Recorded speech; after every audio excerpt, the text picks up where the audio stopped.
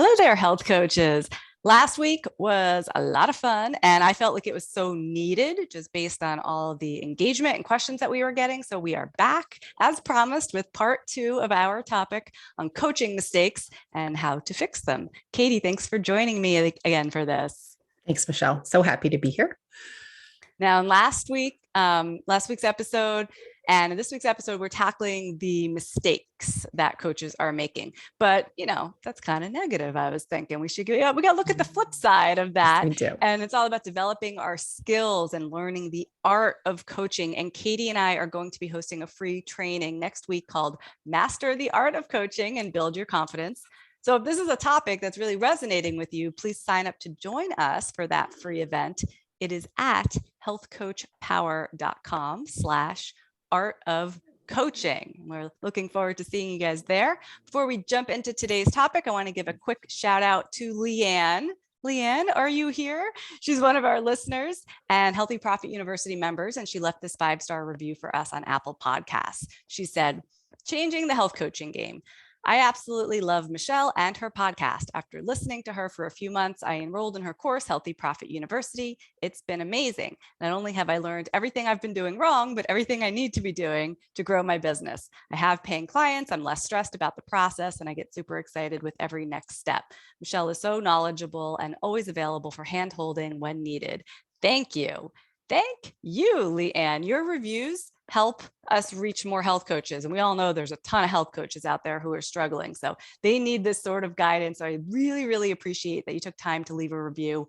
Please send your mailing address to support@healthcoachpower.com and just reference episode number 177. We have a little thank you gift that we're going to send your way.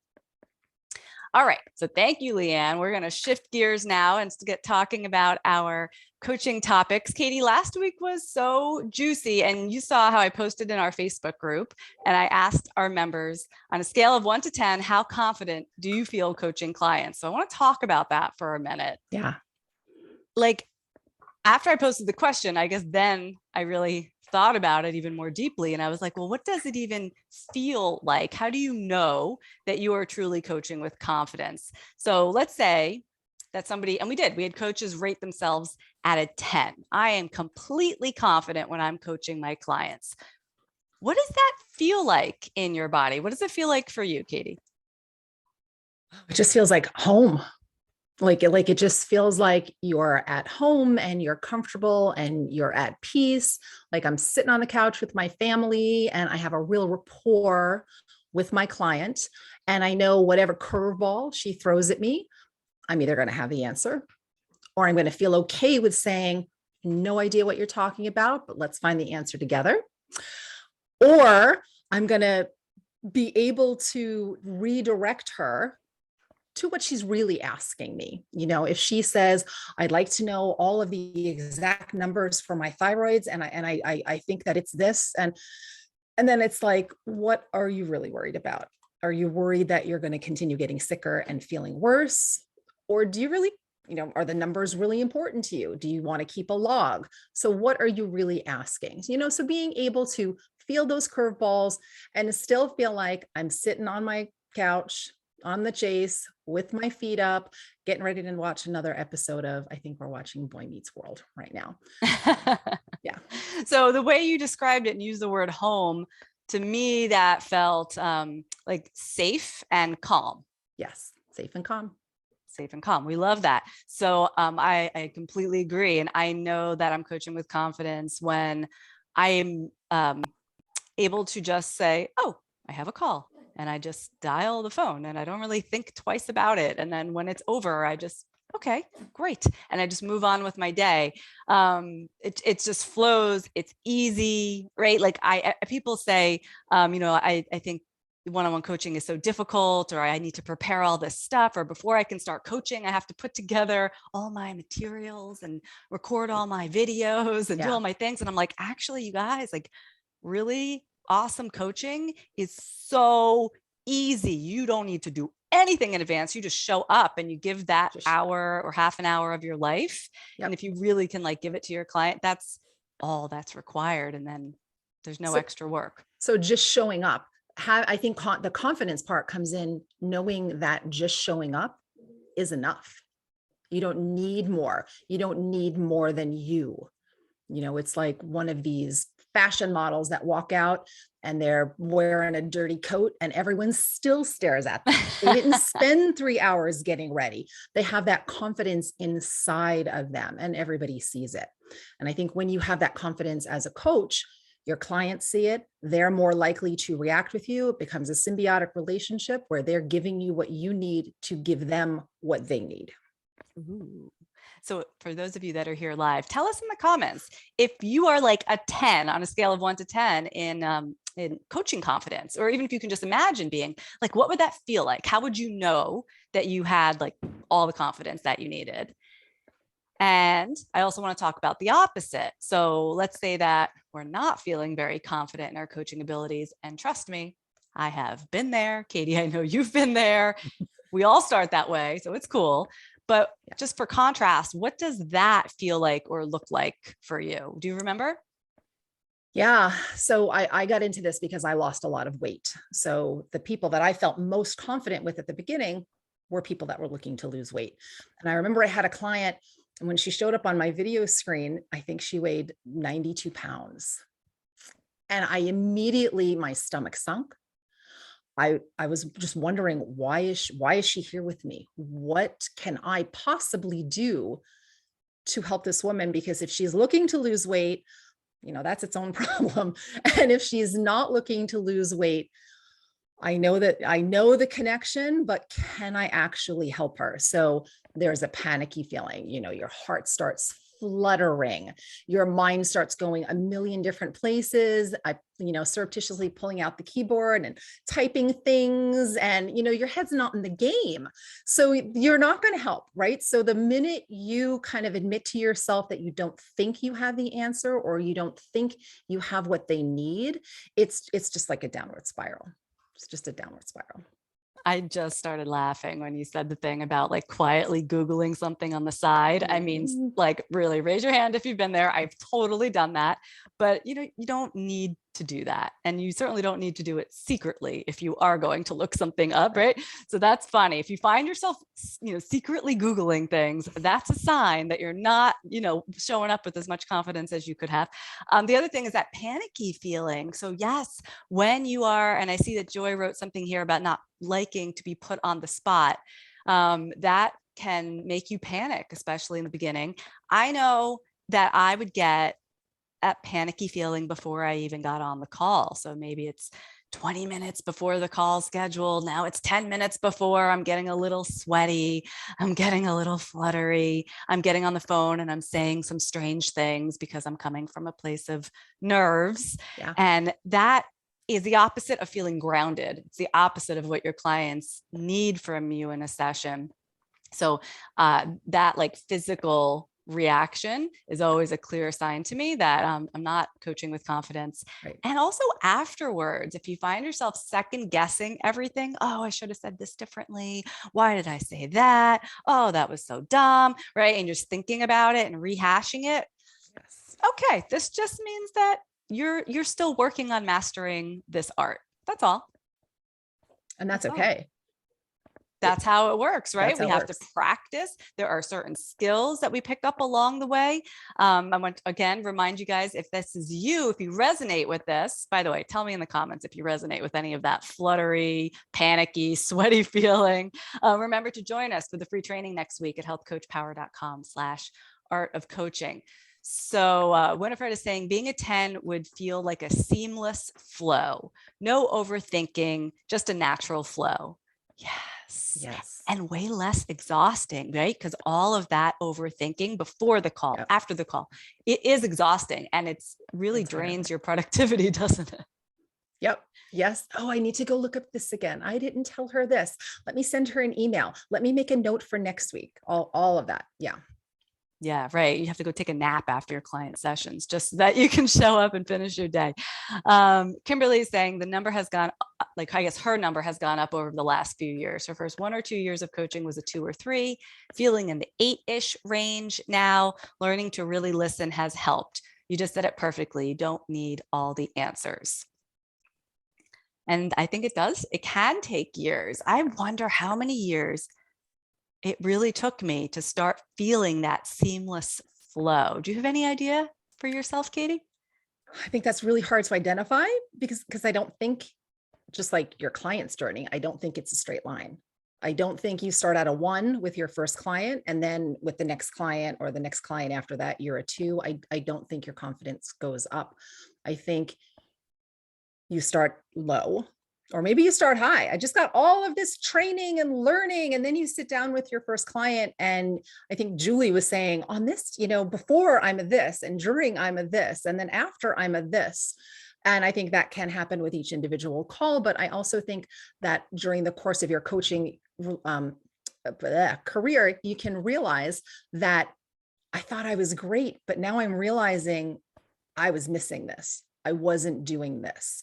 I didn't understand that this is something that my client needs. Maybe you go into it with a lot of spreadsheets and a lot of process and a lot of informational PDFs to hand to people. And you think, this is great. I'm giving them exactly what I need. And then a year into it, you've had 10 or 12 clients and you see them on Facebook and they're not really doing all that great. And you think, well, what was missing? Or you have one of those moments, one of those aha moments where a client really tells you that you've hit their spot.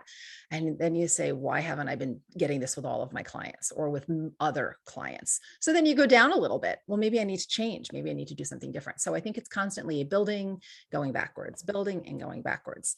But maybe 3 years minimum before like you really have all your ducks in a row and you've taken everything into consideration.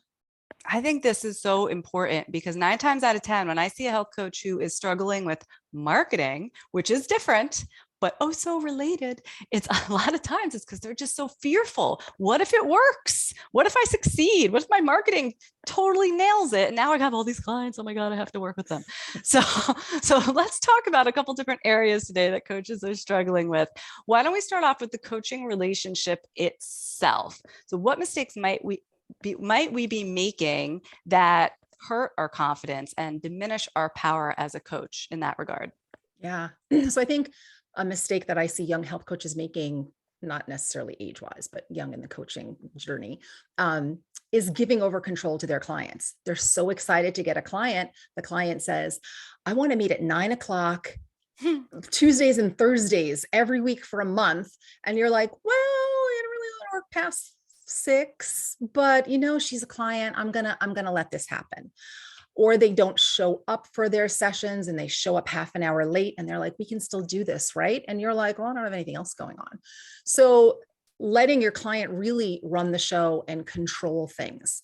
Now, when you're trying to delve into what they're doing, they pretty much have the seat there. But as far as the boundaries and how you're going to work with them and what rules you're going to break or not break or make or not break, I think that's a mistake that I see a lot of health coaches doing because, well, I just want to get a client. But I think that affects your confidence in coaching because then you've lost control of the whole situation and you're not building from your own foundation. You're kind of building from theirs. This is what they need. And it's all reactive instead of proactive. Okay, so obviously, if we're working, and I used to do this too, we're working until 9:00, 10:00 at night because that's what the client wants. And we're letting them, miss sessions or show up late or whatever. That just creates havoc inside of our own business for obvious reasons and for our own health too, right? It's just so easy to overextend ourselves. But can you talk a little bit more about how that can negatively impact the client's journey and maybe even their results in the program? Yeah. I mean, the client's coming to you because they haven't been able to figure it out for themselves up till now. And they're asking you for guidance, for insight. And if you let them control the whole coaching relationship, they're much less likely to listen to what you have to say. If they know that they are the ultimate boss, well, she's working for me. So if I don't want to show up and if I want to eat the chocolate and if I want to go to Starbucks, I'm going to do it. So you're really not setting them up for success when you don't give them some framework to work on, to go by. But then the opposite is also true. If you're so rigid in what you're doing, client, you must do this. And they say, well, it's really impossible for me to eat every 2 hours because I drive for a living and it's just not safe for me to have my microwave in the car and cook with me. And you say, no, the only way that you can do this is if you're eating every 2 hours, because that's how you were trained. That's what you believe in. So that flexibility, knowing when to assert yourself, knowing when to let the client lead, that's really important. Okay, so one is more about like the coaching arrangement, Yes. right? Like showing up on time, Right. the times of your sessions, the locations, things like that. Getting paid. Hello, can we talk about that? Oh wow! And then, yeah, and then the other is actually in the work, doing the work, right? So Yes. we play dual. We play like 100 roles when we run our own business. Yeah. But the first is more about being like your own admin in a sense, or your own front desk. Yep. And the second is actually being the practitioner. I do want to say that there are some schools of thought, which I do not disagree with. I know it's hard in the beginning, but I've heard people say your clients should not see you doing administrative tasks because it changes their perception of you to a degree. So if you're the one who's like, oh, I'll refund that amount, or wait, did it go through? They are not seeing you in that role of coach. They're seeing you as a front desk person, and that can also impact the way that they respect or possibly lose some respect for you. So if and when you're able to hire someone to help you with some of those tasks, even that can be helpful for establishing the hierarchy in a way of here's how it's going to go. Yep. Yes. I'm the one that you tell all of your deepest thoughts to so that we can move forward. I'm not the one that's harassing you for payment. I'm not the one that's telling you your credit card didn't go through, because that is very dichotomous and it can cause some confusion in the client. So I agree 100%. Someone else should be sending out those emails. Yeah. When you guys get there, right? That of course, right away, you're running your own show, but we just want to talk about how important it is for you to maintain the, I don't know if control is the right word, but maintain the boundaries for the relationship, right? Like we create the container for the coaching to take place. And I'd love to hear, for those of you that are here live, what's going on in your coaching relationships? Have you felt like you've been pushed past a boundary? Like, I said, I used to work until 9 o'clock at night. I'd work from 5 in the morning until 9 or 10 at night. And I would do it basically 7 days a week, which is absurd. And that's why I pretty much burned out and I almost quit the whole thing after a year, because I said, I cannot do this. This is horrible. But we really are in control. It is our business. And we have to remember that, especially if you haven't run your own business before. And I had never run my own business before. This can be tricky. Rhonda was saying earlier, she said, it's been ingrained in me from nutrition school that you ask those questions. I'm not sure which question she's referring to, but that you ask certain questions. But I find I get a mind block and I can't think of the right questions, and then it doesn't flow. Did you ever do the thing where you have that list of questions, like open-ended coaching questions right there on your desk? I used to do that so I can refer to it if I got stuck. Yes. Yes. That reminds me of that scene in the Parent Trap, where Lindsay Lohan goes to her psychiatrist mom's office and sits with the client. And how did that make you feel? And how did that make you feel? Just that mantra. That's all she was doing, is asking that. And sometimes I feel like as a health coach, we get there with that list of open-ended questions that our cheat list.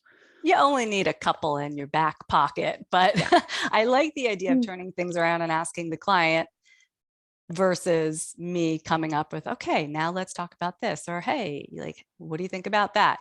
Sometimes you can just say, what would you like to talk about? I almost always start my sessions that way. What is important for you to talk about today? Absolutely. Because you have no idea what their day was like, what happened to them on the way to the session, what happened to them early in the morning. And if you put an idea in their head, if you have kind of made that container for them and given them a little bit of, I'm the leader in this, just the slightest bit, they might defer to you. If you say something like, hey, how was this today? And then they go off on that tangent and they're not addressing what they really need to. Right. All right. So another area that we want to cover today is this idea of making sure that we treat our clients as individuals. So what does that mean, Katie? And what mistakes should we be aware of? So as I said, I started in the weight loss area, and those clients needed so many different things, but I came at it from what I needed, what worked for me. And I think a lot of health coaches who coach in their own realm, in areas where they have experience, they forget that everyone is not having the same journey as them, even if they seem to be having a lot of the same problems, type 2 diabetes, or I have this autoimmune disease, but everyone's experience has not been the same. And I see a lot of coaches saying, well, we absolutely have to make sure we do this, that, and the other thing with the client. For weight loss, I lost weight eating every 2 hours. I think I alluded to that earlier. Every 2 hours, I had to eat every 2 hours. And I know when I started coaching clients, they'd be like, oh, I skip breakfast. And I'm like, well, you really have to eat every 2 hours. And they would say, yeah, not feasible for me. And I would say, let's give it a try. And they'd push back and I'd push back.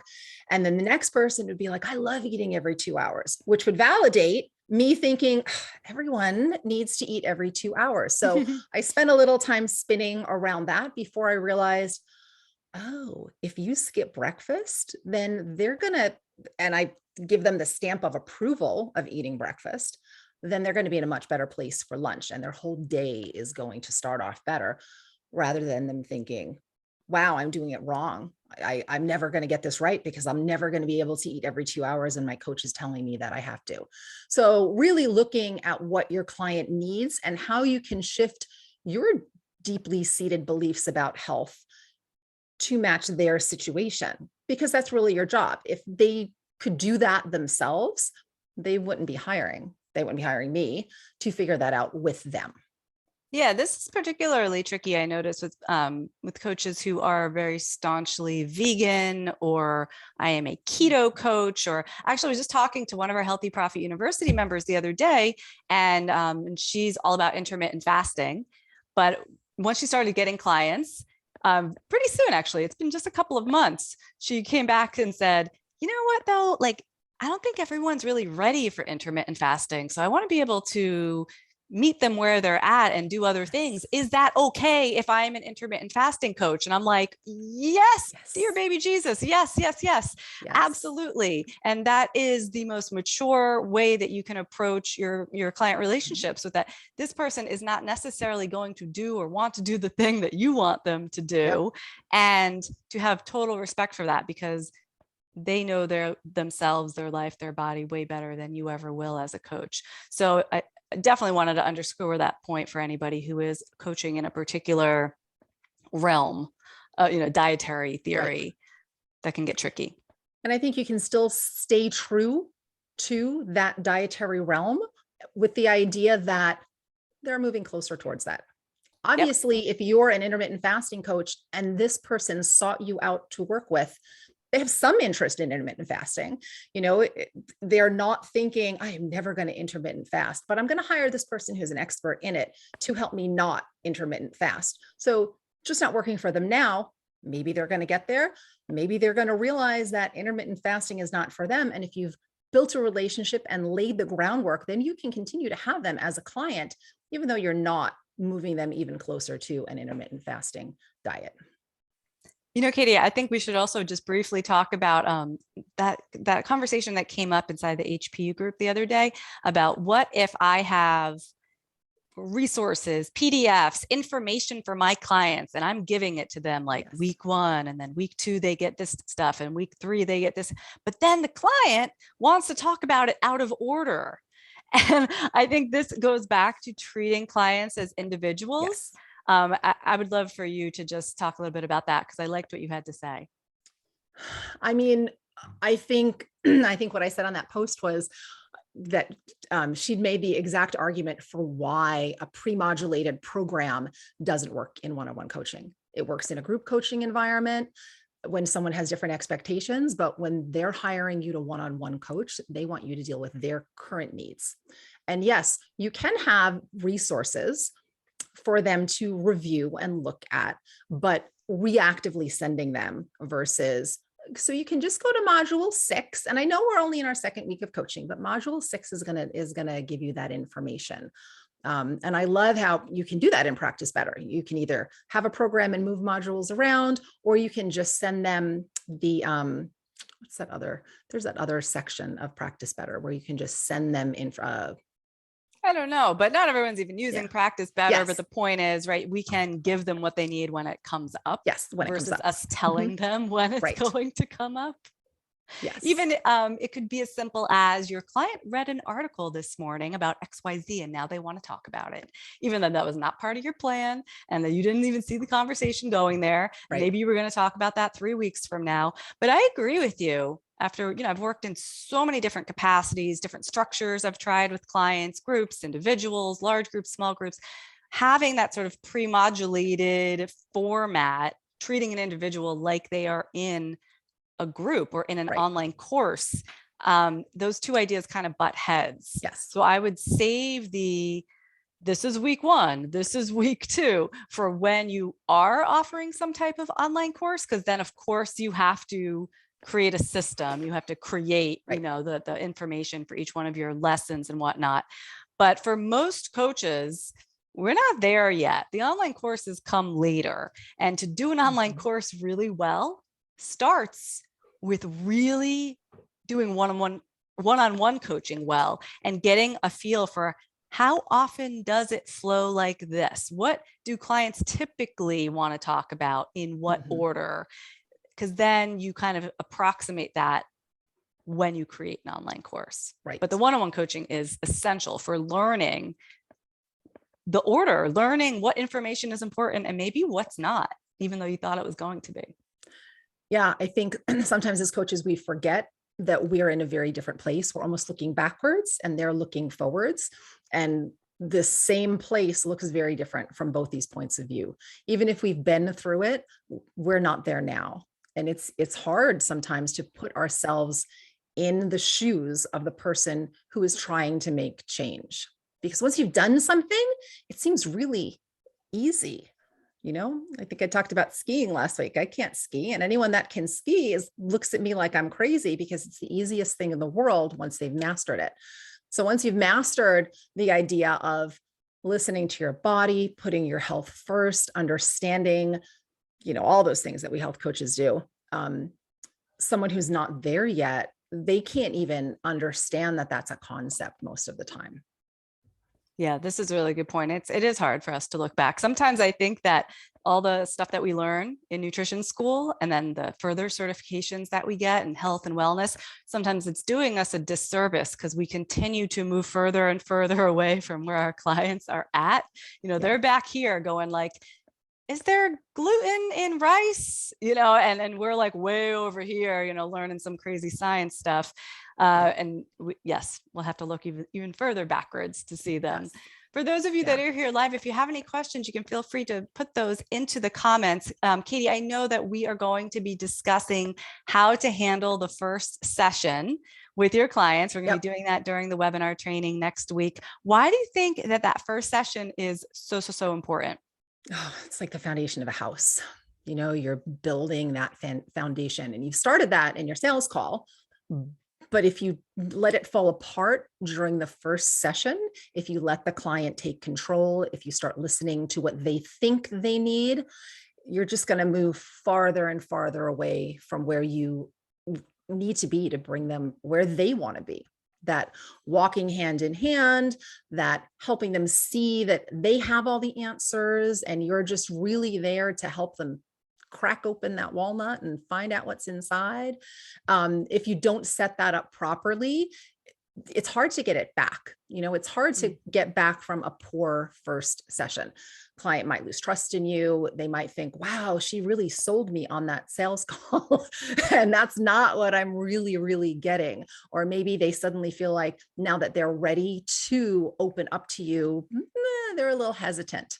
And building back trust, if you lose it in that first session by either being too businesslike and stating the parameters of your sessions too strongly, or the other way around, just kind of letting it all hang out and then they leave and they think, what did I just do? Right? You really need to set it up from the start. sets the stage for the coaching relationship. Yes. Good. Joy's saying she's super excited about learning how to do the first session.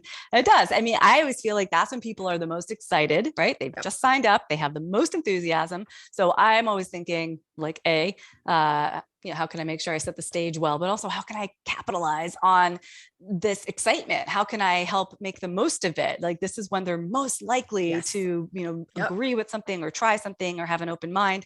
So anyway, there's lots and lots to discuss there, and we'll be talking about that more next week. So we'll see you guys then. Katie, thank you again for joining me for this two-part series. Michelle. Yes. Thank you so much for having me. You are always welcome here on the show. And for all of our listeners, please join us January 26th for our free training on the art of coaching. It's open to all health coaches from any school, any kind of coach, keto coach, plant-based coach, we don't care. The art of coaching applies to all of us. And you can sign up at healthcoachpower.com/art of coaching. And we look forward to seeing you there. Take care, everyone. Take care. Bye-bye.